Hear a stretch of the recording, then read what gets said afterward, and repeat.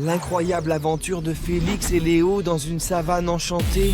Dans une savane enchantée, vivaient Félix l'éléphant et Léo le lion. Félix était grand et gentil, toujours prêt à aider. Léo, le roi de la savane, était courageux et sage, mais aussi joueur. Un jour, 3 enfants, Emma, Jules et Clara, se perdirent en explorant la savane pendant leurs vacances d'été. Fascinés par la beauté des lieux, ils s'éloignèrent trop et ne savaient plus comment revenir. Heureusement, Félix l'éléphant passait par là, cueillant des fruits avec sa trompe. En entendant les enfants discuter avec inquiétude, il s'approcha doucement d'eux. « Bonjour les enfants », dit Félix d'une voix douce. « Vous avez l'air perdu. Puis-je vous aider ?»« Oui, s'il te plaît », répondit Emma, la plus âgée des 3. « Nous avons perdu notre chemin et ne savons pas comment rentrer. » Félix sourit et leur dit « Ne vous inquiétez pas, je vais vous aider à retrouver votre chemin. Mais d'abord, je vais appeler mon ami Léo. Il connaît tous les recoins de cette savane. » Félix leva sa trompe en l'air et poussa un appel sonore. Quelques minutes plus tard, Léo le lion apparut majestueusement, souriant chaleureusement malgré sa crinière imposante et son regard perçant. « Alors, Félix, que se passe-t-il » demanda Léo. « Ces enfants se sont perdus, » expliqua Félix. « Nous devons les ramener chez eux. » Léo, toujours prêt pour une aventure, hocha la tête. « Montez sur mon dos, les enfants, » dit-il. « Félix et moi allons vous ramener chez vous en un rien de temps. » Les enfants, un peu nerveux au début, grimpèrent prudemment sur le dos de Léo.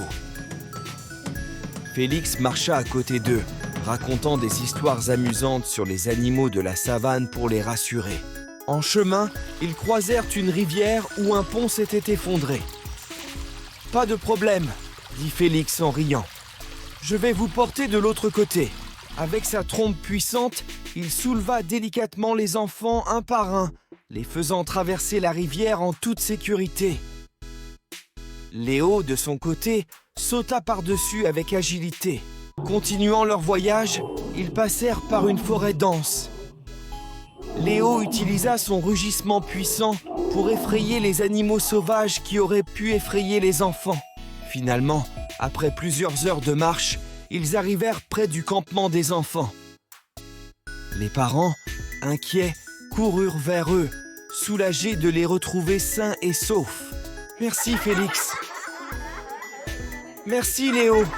s'exclamèrent les enfants en embrassant leurs amis animaux.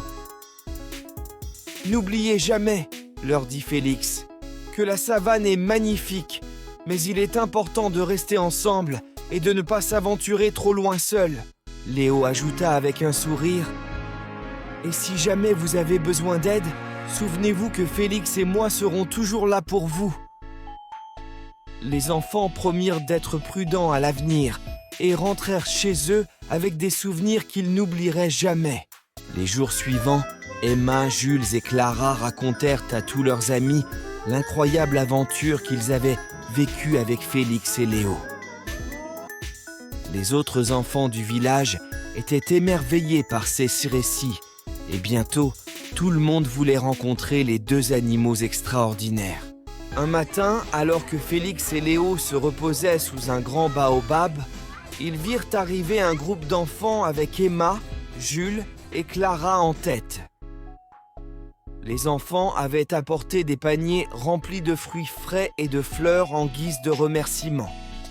« Bonjour Félix, bonjour Léo !»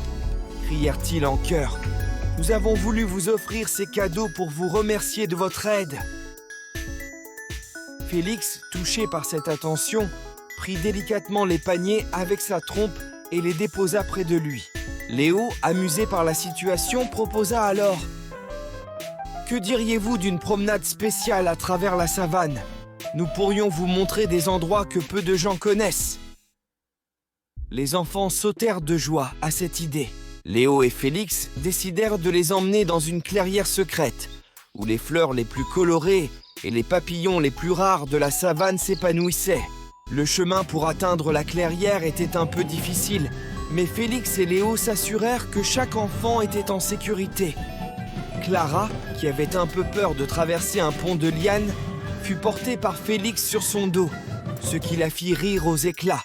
En arrivant dans la clairière, les enfants furent émerveillés par la beauté du lieu. Des dizaines de papillons virevoltaient autour d'eux et l'air était empli du doux parfum des fleurs. C'était un véritable paradis caché.